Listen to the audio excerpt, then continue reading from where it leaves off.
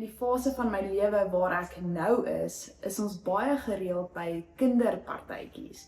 En elke kinderpartytjie het natuurlik sy eie tema. Van Elsa van Frozen, Harry Potter, Spider-Man, Pikkewyne, K-pop, wat ook al jy kan dink. En laas jaar was Stel Marie genooi na 'n magic partytjie, 'n partytjie met 'n cool kunstenaar. Nou nie 'n fancy David Blaine of enigiets nie, net 'n ou by 'n partytjie met 'n pak kaarte en 'n paar goedkoop tricks. Maar die kinders was mal daaroor. Vir hulle was dit alles gewees.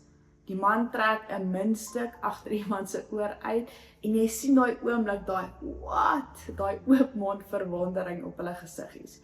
Hy laat iets verdwyn en iemand skree amper, doen dit weer, ek wil dit nog 'n keer sien. Want vir die kinders is dit nie 'n triek nie, dis nie 'n tegniek nie, dis nie 'n hoe werk dit nie, vir hulle is dit magic. Maar dan sien ek die groot mense, hulle staan daar agter die kinders. Arms gevou, kop effens skuins. Hulle kyk maar anders. Hulle probeer dit uitfigure. Ek seker hy het dit uit sy mou uitgetrek. Kyk vir sy linkerhand. Ek dink ek het dit gesien.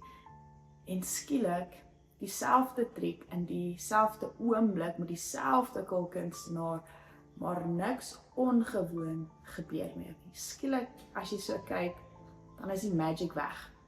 Nie omdat hy nou dit anders gedoen het nie, maar omdat hulle ophou om die magic te sien. Want wanneer jy dink, jy weet hoe dit werk, wanneer jy alles moet kan verduidelik, wanneer jy nie gemaklik is met misterie nie, dan verdwyn die magic nie uit die wêreld rondom jou nie. Die magic verdwyn uit jou. En hier's die ding wat my pla. Dalk is baie van ons nie meer verbaas oor goed nie. Nie omdat daar niks is om oor verbaas te wees nie, maar omdat ons besluit het, ons weet klaar. Dalk is God nie minder sigbaar nie, dalk het ons net geleer om soos groot mense te kyk. Nou vandag kyk ons na Johannes. As 'n ou man skryf Johannes al die dinge wat hy gesien en ervaar het, skryf hy neer. Hy vertel van tekens wat vir ons wys wie hierdie Jesus is. En vandag gaan ons kyk na die 5de teken wat hy neergeskryf het. In jou papierbybel staan dit onder die opskrifie Jesus genees 'n man wat blind gebore is. Ons lees vandag Johannes 9 saam. Nou terwyl Jesus wegstap, sien hy 'n man wat van sy geboorte af blind was. Sy disippels vra hom toe, Rabbi, deur wie se sonde is dit dat hierdie man blind gebore is? Sy eie of sy ouers se? Hulle fluister vir Jesus, Rabbi, sien jy daardie man wat daar sit en bedel? Hy is altyd daar. Ons wonder, ons is nuuskierig, wie het gesondig? Was dit hy self of was dit sy ouers?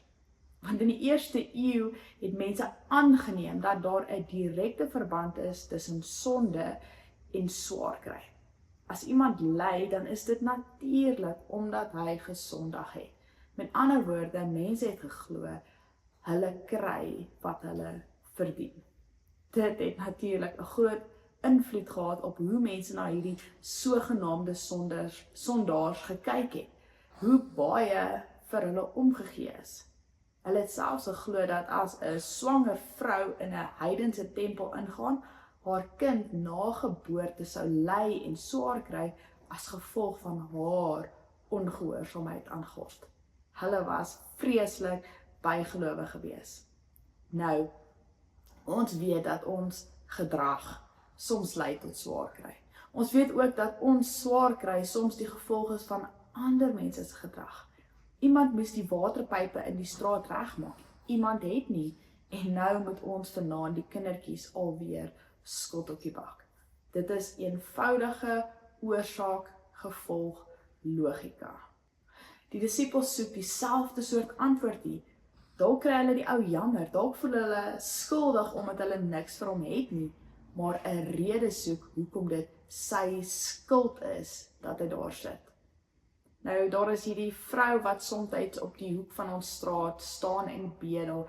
met haar babietjie wat in die warm son sit. En ek het sulke gemengde gevoelens as ek daar verby ry.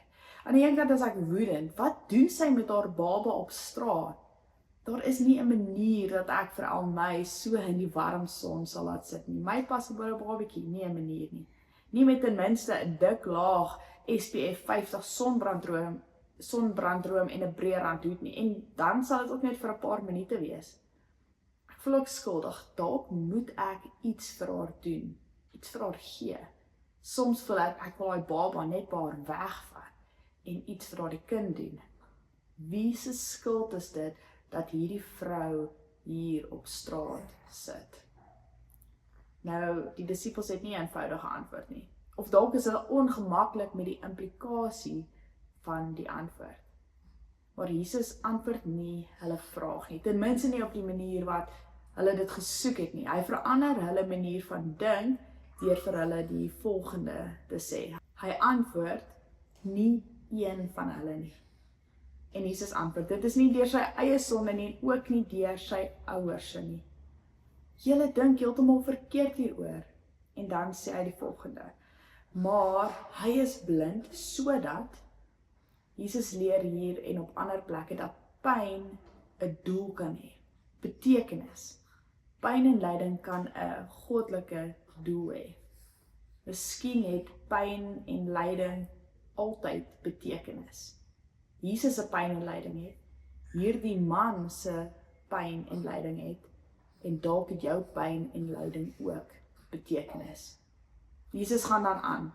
Dit het gebeur nie omdat hierdie man gestraf word nie, sy ouers word nie gestraf nie, maar hierdie pyn en lyding, dit wat hy moes deurgaan, dit het gebeur sodat die werke wat God doen in hom gesien sal word.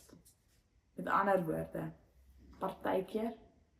partykeer kies God om sy krag te wys op die verhoog van ons pyn en lyding. En jy het dit al gesien. Jy het al gesien hoe iemand se reaksie op hulle pyn en lyding so besonder is, so anders is as wat mens verwag, dat dit iets aan jou geloof gedoen het.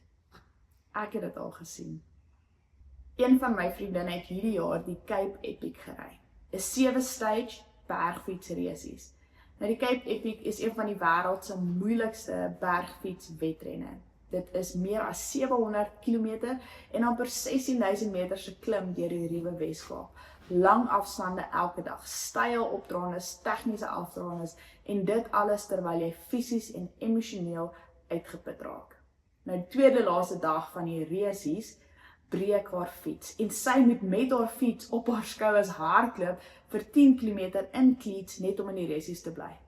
Dis die resies wat uitreik gaan oor uithou vermoë en deursettingsvermoë deur al daardie ure, dae se pyn en lyding.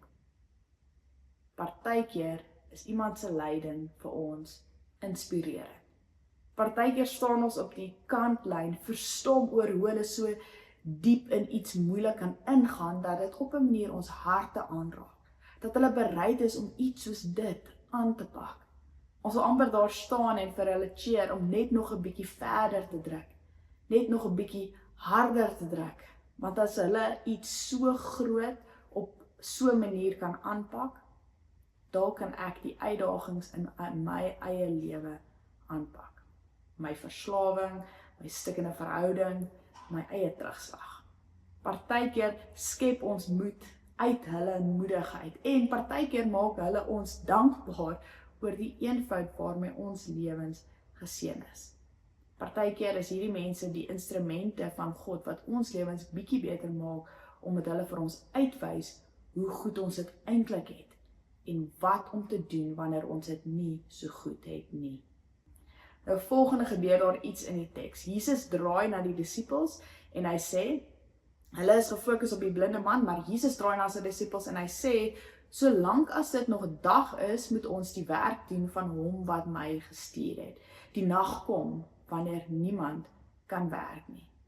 Hulle praat oor een ding, hulle fluister en wonder oor die blinde man en dan begin Jesus oor iets anders praat. En hy gaan aan en sê, terwyl ek in die wêreld is ek die lig vir die wêreld. Maar dit is nie random nie. Johannes maak hier die punt oor hoekom hierdie dag, hierdie oomblik vir hom uitgestaan het as 'n openbaring van wie Jesus eintlik is. Want dit sal nooit duideliker wees as nou nie. Ek is die lig vir die wêreld en die lig sal nooit helderder skyn as nou terwyl ek op aarde is nie. En wanneer ek weggaan, sal dit donker wees, regtig donker. So kyk na my, leer van my en glo. Of anders gestel, terwyl die ligte aan is, kyk om jou rond. Memoriseer die detail van die vertrek, sodat wanneer die ligte afgaan, jy jou pad kan vind. En na hy dit gesê het, doen Jesus die vreemdste ding. Nadat hy dit gesê het, spoeg hy op die grond en maak met die spoeg 'n bietjie klei aan. Toe smeer hy die klei aan die man se oë. Nou, dit is al detail wat ons het. Ons weet nie of hy eers met die man gepraat het nie, of hy hom gevra het of hy dit aan sy oë mag smeer nie. Hy maak net hierdie modder, hierdie klei aan, sit dit op die man se oë en dan sê hy iets wat hy al vir baie ander mense gesê het. Hy sê iets wat hy al vir ons hele generasie gesê het. En hy sê vir hom, gaan. Hy sê vir die man wat blind gebore is, gaan weg van my af en was jou in die Siloambad. Nou hier is vir my die ongelooflike ding. Ons leef deur die oë van die disippels, maar verbeel jou net vir 'n oomblik dat jy staan in die skoene van die blinde man. Hy kies om iemand te vertrou wat hy nie kan sien nie, gebaseer op gerugte, 'n getuienis wat hy oor daardie persoon gehoor het. En deur hom wil Jesus iets vir die disippels wys. Nou ek wonder of die disippels nie bietjie gevoel het soos die ander ouers by daai kinderpartytjie nie. Hulle het nou al 'n paar van Jesus se wondertekens gesien. Hulle het nou begin experts word. Hulle weet mos. En Jesus kies hierdie persoon en hierdie oomblik om hulle te herinner aan die fyn kuns van verwondering. Want ons sien iets en dit is ongelooflik. En dan sien ons dit weer en dit is weer goed. En dan sien ons dit nog 'n keer en dan begin ons gedagtes te dwaal. Begin ons die triek te probeer uitfigure. Soek ons vir die haas in die hoed, vir die plek waar jy die CGI kan raak sien in jou gunsteling fliek, waar daar dalk spelfoute is in jou gunsteling boek. Jy begin anders kyk.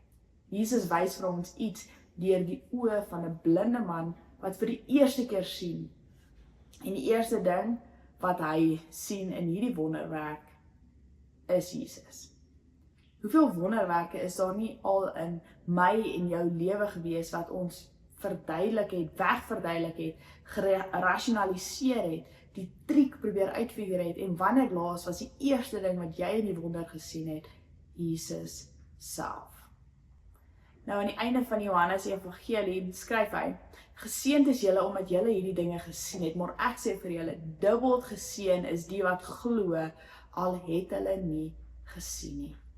Kyk na wat gebeur volgende toe ander mense die wonder sien en wat hulle reaksie daarop was. So die man het gegaan en hom gewas, en toe hy terugkom, kon hy sien.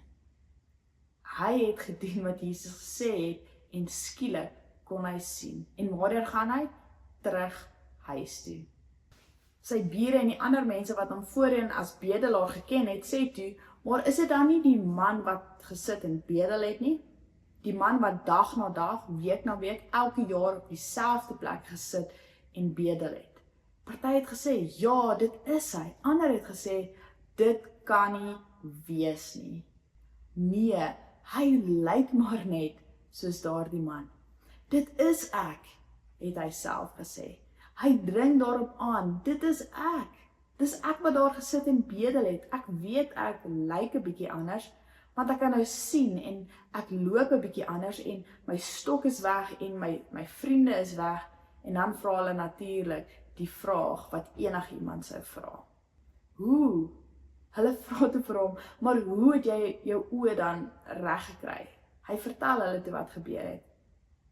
Die man met die naam Jesus het 'n bietjie klei aangemaak en dit aan my oë gesmeer. Hy het vir my gesê, gaan na Siloam toe en was jou. Ek het gegaan en my gewas en ek kon sien. Hierdie man van wie ons almal gehoor het, wat ons hier rond gesien het, hy het my gevra om dit te doen en ek het gegaan. Al het dit glad nie sin gemaak nie. Natuurlik is hulle dan nuuskierig. Waar is hy nou, vra hulle hom toe. Ek weet nie, was sy antwoord. Ek het nie gesien waarheen hy gaan nie. Hulle doen toe wat volgens die ou verbond van hulle verwag is. Wanneer iemand wonderbaarlik genees is, of dit gelyk het of iemand na siekte weer deel van die samelewing kon word, moes daardie persoon na die godsdienstige leiers geneem word en hulle self aan hulle voorstel. En daarna het die mense die man wat eers blind was, na die fariseërs toegebring. Maar dit was op 'n Sabbatdag dat Jesus die klei aangemaak en aan die man se oë gesmeer het. Die man se oë genees het. Jesus, op 'n Sabbatdag. Volgens hulle tradisie mag jy sekere dinge nie op die Sabbatdag gedoen het nie. Een van die dinge wat verbode was om te meng of te knie, en omdat hy speeksel en modder gemeng en geknie het hy dus volgens hulle die Sabbat oortree. Verder was dit ook nie toegelaat om iemand op die Sabbat te genees of enige mediese hulp te verleen nie, tensy dit was om 'n lewe te red. En daarom is Jesus nou in groot moeilikheid. En toe die fariseërs hoor wat gebeur het, die fariseërs het hom ook weer gevra hoe dit gekom het dat hy kan sien. Hy het hulle geantwoord, hy het klei op my oë gesit en ek het my gewas en nou sien ek. Party van die fariseërs sê toe, hierdie man kom nie van God nie. Hoe weet hulle dit? Wel, dis vanselfsprekend, want hy hou nie die Sabbatdag nie. Hoor jy dit? Dit is net 'n triek. Kyk na sy linkerhand. Ek het hierdie al op YouTube gesien. Dit kan nie regtig God se seën wees nie, want dit is 'n Sabbat en dit is spoeg en. Die toneel wat Johannes vir ons skets is eintlik so vreemd dat mens dit nie kan opmaak nie. Wie sal nou kan dink dat 'n klomp slim experts op godsdiens, wat vir almal sê dat hulle glo in 'n God wat aktief betrokke is in die lewens van sy kinders, dat hulle rondloop op sy dag, die amptelike godsdienstige dag waar God se werke bedink word, en dan tree God op hierdie dag en hulle is soos, dit is net 'n triek. Die haas was heeltyd in die hoed gewees. Maar sommige van hulle was meer soos, ek sien nie die toukie nie, is dit dalk regte magic. Maar van die ander het gesê, hoe kan iemand wat 'n sondaar is, sulke wondertekens doen? En daar was verdeeldheid onder hulle. Hulle sê toe weer vir die man wat blind was, wat sê jy van hom? Hy het mos jou oë genees. Is hy 'n sondaar of nie? Okay, so die experts is nou 'n bietjie onseker. So kom ons vra die random ou wat nog nooit enige iets gesien het nie, wat hy gesien het. En die man wat genees is antwoord, ek weet nie. Hy is 'n profeet, het hy geantwoord. Nou van die fariseërs het dit nog steeds nie geglo nie. Die Jode het nie geglo dat die man blind was en nou kon sien nie, totdat hulle sy ouers geroep het. Okay, so partykeer gebeur daar dinge en ons het verduidelikings oor hoekom dit nie Jesus kon wees nie. Maar nou is daar gate in ons verduideliking, so ons kort nog bewyse. En vir hulle gevra, is dit julle seun van wie julle beweer dat hy blind gebore is? Hoe sien hy dan nou? En hulle antwoord, ons weet dat hy ons seun is en ons weet dat hy blind gebore is, het sy ouers geantwoord, maar hoe hy nou sien, weet ons nie. En wie sy oë genees het, weet ons ook nie. Vra homself, hy is oud genoeg, hy kan vir homself praat. Sy ouers het dit gesê omdat hulle bang was vir die Jode, want die Jode het toe al klaar met mekaar afgespreek dat iemand wat openlik verklaar dat Jesus die Christus is, uit die sinagoge geban sal word. So, hulle teorie is, die ou was nooit blind nie, geen bewyse. Inteendeel is daar getuies wat hom persoonlik ken, wat dit nie kan verduidelik nie. Daar's experts wat net so verbaas is. Daar is partykeer dokters wat sê, ek het nog nooit so iets gesien nie. Hierdie toetse verbaas ons heeltemal. Maar ten spyte van al die bewyse van elke oomblik die persone en experts wat anders sê, besluit die fariseërs dat dit alles 'n leuen is. En dit is die probleem. Ons besluit voor die tyd. Nie omdat ons logies is nie, nie omdat ons bewyse het nie, omdat ons sukkel om met verwondering te leef, omdat ons sinies is oor die wêreld, omdat ons dood eenvoudig net nie meer wil glo dat daar magic is nie. Want soms is daar iets reg voor jou oë, maar jy wil nie kyk nie. Soms is dit in jou huwelik, soms is dit by jou werk, soms is dit by jou huis. Die genade, die geskenk, die seëning, 'n bietjie magic, so naby, so reg vir jou oë, dat jy dit miskyk. Die Jode het toe die tweede keer die man wat blind was geroep en vir hom gesê, praat die waarheid vir God, ons weet mos hierdie man is 'n sondaar. Ok, so jy was blind, dit het ons nou bevestig. Ons het selfs jou ouers gevra, en iets het gebeur, maar duidelik kon hierdie Jesus man niks daarmee te doen gehad nie. So praat nou die waarheid. En die man antwoord, of hy 'n sondaar is, dit weet ek nie. Die ou staan daar en kan sien vir die eerste keer en die fariseërs wil hom vra, hoe het die triek gewerk? Hy sê, kyk, ek weet nie alles nie, ek verstaan nie alles nie, maar hier's die ding, ek hoef nie alles te verstaan om iets te glo nie. Ek hoef nie alles te kan verduidelik om te glo wat reg voor my oë is nie. Die arme blinde man moes sekerlik verslae daar gestaan het en vir die ouens wat experts op God was, moes verduidelik dat die wonderteken wat sy lewe verander het, 'n wonderteken was. Een ding weet ek wel. Ek was blind en nou sien ek.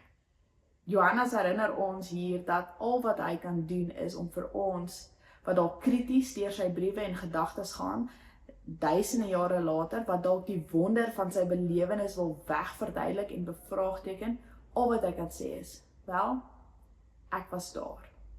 Ek het dit gehoor, ek het dit gesien, en dit het my verander. Ek was blind, en nou sien ek.